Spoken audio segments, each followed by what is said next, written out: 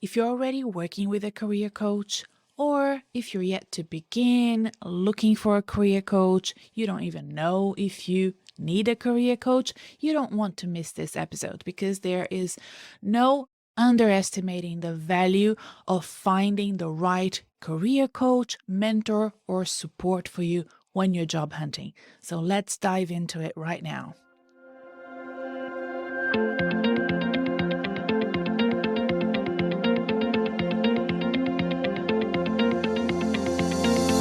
Hi, I'm Renata Bernardi, and this is the Job Hunting Podcast, where I interview experts and professionals and discuss issues that are important for job hunters and those who are working to advance their careers.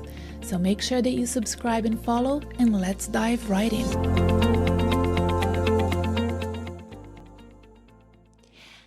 You see, job hunting is a waiting game. It's a time when you're interested in your future, you're forward looking, but you may not be paying attention to what's present and right in front of you. It's a very uncomfortable situation to be in. It makes professionals very nervous, grumpy, angry, regretful of not doing things in the past that they wish they have done, and now they find themselves in this situation where they need things that they don't have yet, like the right networks and connections or the right CV or update their LinkedIn profiles. They're also grieving for the jobs they have lost. They might have been going through recruitment and selection and missing out on opportunities. And there's a grieving process that happens when you are going through job hunting. The other thing that starts happening is you get so anxious and nervous about your future prospect. You start thinking that your past jobs were actually not that bad. Why did you leave them? What happened? And it's very uncomfortable, as I said before. There's a lot of tension and discrepancy between what's happening with you now and what you want to happen to you in the future. There's an arc that needs to be covered.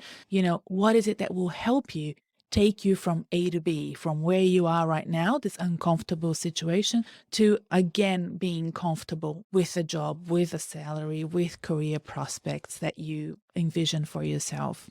However, with job hunting, if you stay too much on that mode, the future starts to seem untenable. It starts to look like a fantasy. You start doubting yourselves, start doubting your ability to actually get a job. It can be very difficult to go through alone. But if you're curious about the present and see this transition as an opportunity, not just for a new job, an opportunity to learn about other companies, about other industries, about other professionals, an opportunity to make connections when you're going through recruitment and selection, when you're talking to people about what you want for your career and ask them, what are they getting out of theirs? There's a learning process. It's also a great opportunity for you to take a break from the hustle and bustle of having a full-time job, an opportunity for you to take care of yourself, sleep better, manage your health, do sports, do meditation, start a hobby, open horizons for things that are just outside of that professional zone that we sometimes get stuck into and pigeonhole ourselves. When you get a job and you finally get what you want, you may look back at this transition time and see, oh, regret not having the opportunity to enjoy it as much as you should, as I think you should as a career coach. I see that happening very often. You may start underselling yourself to get a new job faster. That's also another big risk that can happen when you're job hunting for a long time, because you want to get out of the uncomfortable zone that you find yourself in. So I really invite you, no matter what, engage fully with what you're going through right now, with the uncomfortable, and make that uncomfortable situation a project for you. A project where you can start updating your career plans, And really try as much as you can not to worry so much, because chances are, if you're in Australia, if you're in the US and you have a university degree, you have a career behind you, even if you don't have a university degree, you have a career behind you with experiences, with competencies, with strengths, with knowledge, chances are you are going to get a job. Okay, it may take longer if you hit your head against the wall and reinvent the wheel and not get a lot of support, but eventually you will get a job. The reason why I think coaches are great is because I believe they can speed the process for you, the process of learning on how to job hunt. They can also make that process much more enjoyable by giving you a framework that you can follow, ideas and methods and intelligence about what's happening out there, how other people think, how recruiters think, how employer thinks, what they actually expect out of candidates. These are things that you should know. It's not knowledge that is necessarily going to be useful for your professional day-to-day job. It's knowledge that me as a career coach, I love gathering, but I don't expect my clients and all professionals to have that knowledge. It's knowledge of things that will happen to you at a point in time. My goal is to make professionals more educated and comfortable with changing jobs, because I do believe that now, more than ever, changing jobs every 2, 3, 4 years is actually very good and valuable for your career and for your ability to earn a better income. So, if you're new to this podcast and you haven't listened to some of my older episodes where I explain more about my story, I have a long story with career coaches. I love them. The ones I love have been guests on this podcast, so they're easy to find. And they're not just career coaches. Most of them are not, in fact. They are leadership coaches, they are performance coaches, they are team coaches, and they are wonderful at what they do. I am also embarrassed by some coaches because I understand from a client point of view, when you're trying to engage the best possible coach for you, I can see that there are coaches there that lack professionalism, they lack knowledge and experience to teach you what you need to understand and know to get better at whatever aspect of your profession or career that you want to improve. And there are different types of coaches. So there are life coaches and career coaches and leadership coaches, like I said before, and they don't all serve the same purpose. They have different niches and expertise. And depending on what you're trying to achieve in your career, I could be a good match for you, or another type of coach could be a good match for you. When people book a discovery 30-minute conversation with me because they're interested in private coaching, sometimes I say to them, I think there is a better coach for you out there. Let me see if I can connect you with that other coach. And if you have had one of those discovery calls with me, maybe that's something I said to you. But the biggest thing that I have learned when working in the corporate sector was that to help me with my ambition that I had for my career, it was really invaluable to me to have the comfort and access to high quality coaching. So, in 2008, when I worked as an MBA career manager until 2010, I used to hire lots of expert coaches to come in and deliver to the MBA students and to all of the master students in the Faculty of Business at Monash Uni on a series of career readiness programs. And I learned a lot from that period. And I learned that great career coaches, they do much more than review resumes and cover letters. In my personal career, I have hired coaches to review my resume and cover letter, but in order for them to do so, they actually needed to get to know me very well to support me in developing the best possible resume for me. And I remember when I invested in that, and it was very expensive at the time. I still have the invoice. I thought to myself, oh my God, what am I doing? But I got the job that I wanted, and that resume template stayed with me for years. It was such a great investment. I also had wonderful coaches that helped me onboard in my CEO role. They actually helped me transition out of that role when I was made redundant in my last corporate job. I was very lucky that HR gave me an opportunity to choose the outplacement organization that I wanted to work with. So I interviewed them. I chose the one that I liked the most. And in that outplacement, I worked with 3 different coaches, in fact, a career coach, a business coach, and a LinkedIn coach. And that was really wonderful for me. When I was choosing careers when I was a teenager and young adult, I had a family friend who was a career counselor, and she did assessments with me, mainly Myers-Briggs, which she loved at the time. And that was so great. And now I learned so much from working with her and having a great relationship with her until she passed away. And also, whenever I was brainstorming ideas for my career, I had access to a supportive network of coaches because either professionally or because of the businesses that I worked for, I had to engage coaches to do professional development for us. And I was able to work alongside them for my own career development. So I'm pretty sure that if you find a great coach, that can be very helpful for your career. A good coach can make all the difference in how well or how poorly you perform in this competition that is job hunting.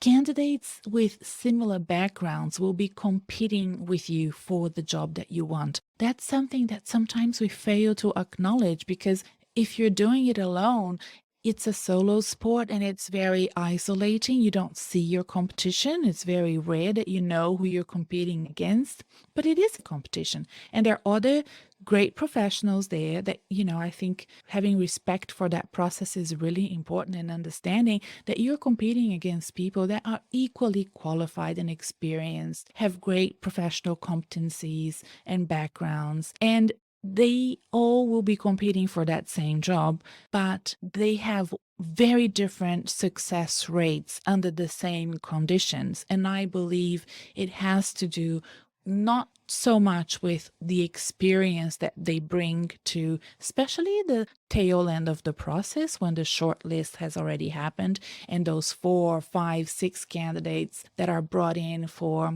the final interviews, they have similar experiences. They could all do the job. So what is it that convert them from final job interviews to a job offer? I think it's that career readiness. It's understanding what needs to be done in that room where you are being interviewed, when you are being assessed.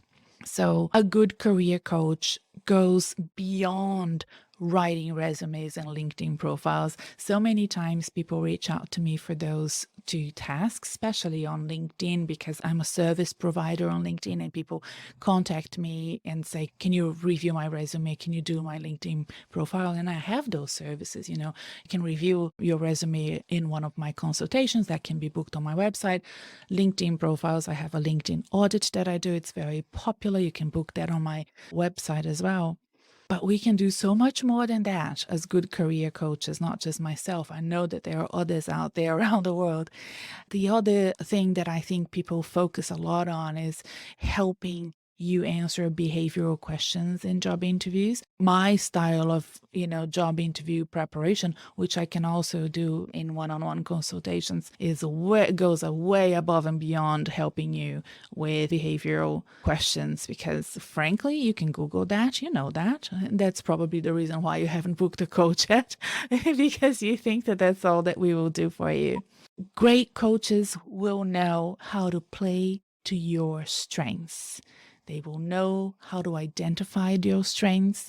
They will also know how to identify your weaknesses, those big elephants in the room that you will need to address, and they will help you address them so that you can take control over the conversation and take more of an opportunity to address any issues when you have the opportunity, when you're in the room, when you're on the phone, when you're in the boardroom having your board interview, and provide, the kind of support and direction that can really lead you to achieving faster results and great results when you're negotiating salaries, when you're, at your final interview and you really need to convince the selection panel to hire you.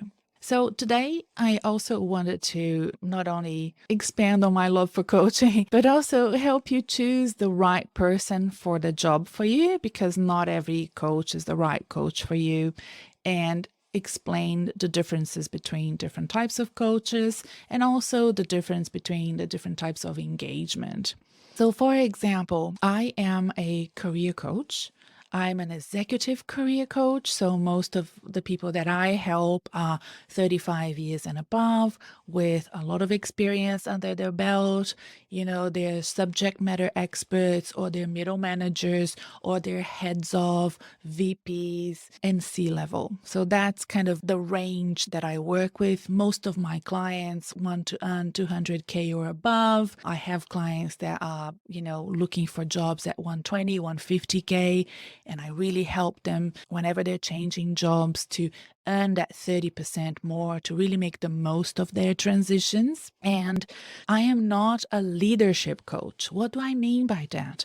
I will help my clients onboard into a job. And a lot of my clients want to continue working with me because they trust me and they trust my judgment and the advice and the recommendation that I can give. But I don't promote myself as a leadership coach, and I wouldn't start a new client on leadership coaching. I would rather say, okay, if you're being challenged in your leadership, if you're finding it difficult to manage a team or manage large scale projects, let me put you in touch with another coach that's an expert in that.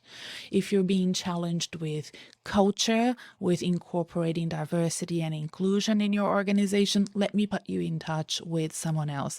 Could I do that job? Yes. Am I the best coach for that? No. I'm the sort of coach that you would want to hire when you're fired, when you hate your job, when you're made redundant, when you want to find something else, when you're ready for the next chapter of your career, when you're transitioning from full-time to part-time, from middle management to, a more senior role, and you want to find that job and you want to do it with my support. That's the sort of coach that I am. I also know people that are sales coaches. So if you're a sales director and you want to know how to sell more, you can contact the sales coach. If you're having issues that are above and beyond the remit of career, if you could contact a life coach. And, there's some great life coaches out there as well. Does that make sense? So I hope that makes sense, because, sometimes people come to me and say, but I've spent so much already with life coaching and it has been great for me, but I still don't have a job. And I'm like, I don't know what to say to you. Of course, life coaches are great, and you will learn so much about yourself and think about life more holistically and see careers, one part of yourself and not your identity. That's all great. But my coaching is very tactical. It's much more like a sports coach than a life coach, because I see recruitment as a competition and I will put you through that. And I also love doing career design and career planning. It's very hard to start tactical operations without strategy. So the strategy is the beginning of everything. Even if you're looking for a job and you're in a hurry, if you work with me, you will have to take stock, stop, do some planning, at a minimum at 10 years, if not more. And then we start the sort of practical sides of looking for work. So when you're looking for a coach, and if you are looking for, an engagement and ready to make that investment, number one, the most important thing that you should look for when engaging with a coach is the personal connection. Are you able to build a great partnership with that person? Are you able to build a relationship, and do you trust that person to get you to where you need to go? So that's the first thing that I would ask you to consider. Then I would ask you to think about what you really need. Do you need one-on-one coaching or would you be happy in a group coaching program? I find this fascinating. A lot of people think that they're very different and that their case is unique. And it's really funny because a few weeks ago, somebody booked a discovery call with me and they said, look, my case is really unique. And I said, well, everybody tells me that. And then he told me his case and I'm like, yes, your case is very unique. Let me put you in touch with another coach. Like I can help you, but it seems like this other person could also help you. So why don't you have a chat to both of us and then make a decision, right? So it was quite funny because it was very unique. But most times, the situation that you find yourself in, if you lost your job, if you can't find a job, if you're finding it hard to get an interview or to move from an interview to a job offer, a lot of people go through that, right? And group coaching, in my view, now that I have been running it since late 2019, so since before the pandemic, group coaching is actually really effective. It's a great return on your investment. It provides a lot of camaraderie and accountability and a sense of urgency because my program is 7 weeks long and there's a lot of content there. People just get motivated to keep up with the group and it works really well. In terms of success rate between comparing one-on-one coaching and group coaching, I can't see the difference, right?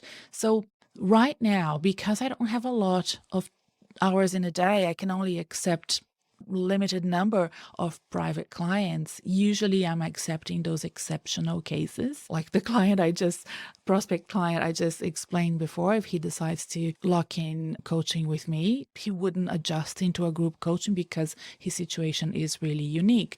Or if the person is very senior and cannot let their work know that they are looking for a job in any way, shape, or form, there could be clauses in the contract and shares and bonuses involved that there's a great risk of the leak of that person looking for a job affect their ability to do their job.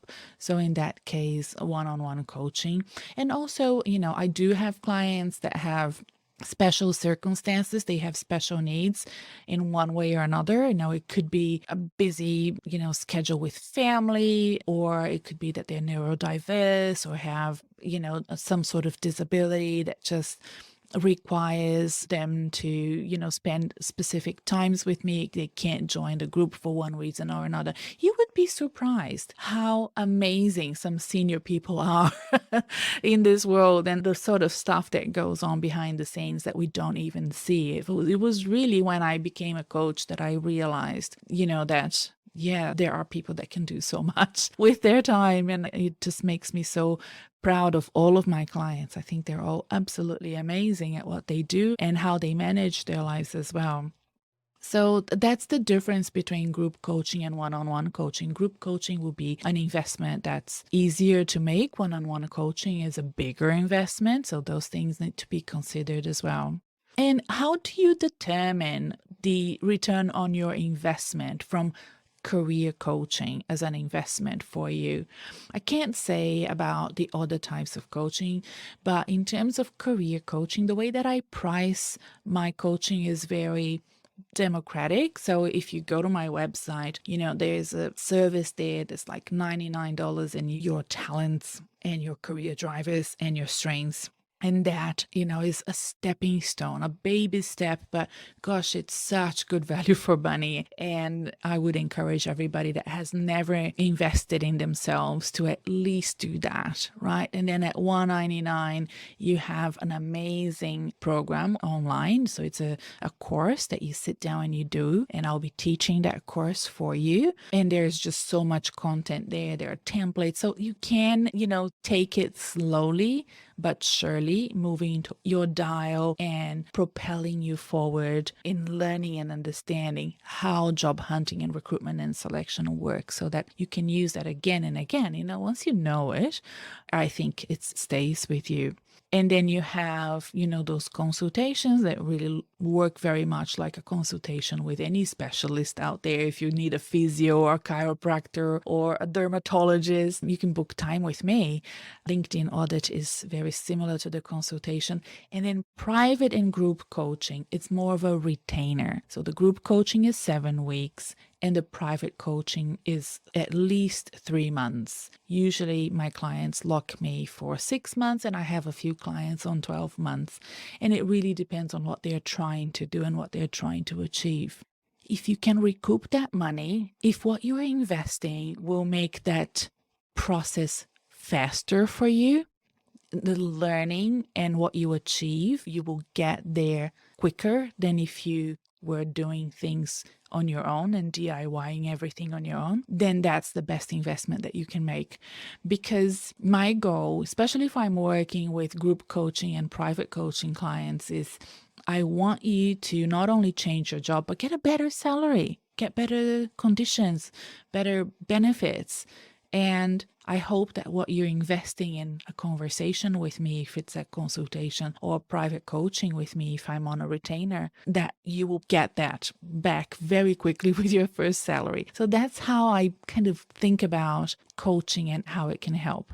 I also discuss with my clients, making those tiny changes in a way that is consistent over time, and that they can always come back to me when they need me, but I hope to leave them with as much information as I can so that they can carry on making career planning and reflection part of their day-to-day, carving out time to do that as if it was the same as brushing your teeth. I hope everybody here is brushing their teeth every day. So, thinking about your career, your future, and what you want to achieve, your goals, and how you're going to step by step get there should be part of our conversations and what we're trying to achieve in life. I think post-pandemic, more now than ever, we have kind of learned that this is important. And yeah, I wish you all the best in deciding what's the best for you, in identifying mentors, coaches, and a support system that supports you in achieving your goals as a professional. You know where to find me. There are links in the show notes. But at the very least, please subscribe to this podcast and keep in touch. And I hope to see you again next time. Bye for now.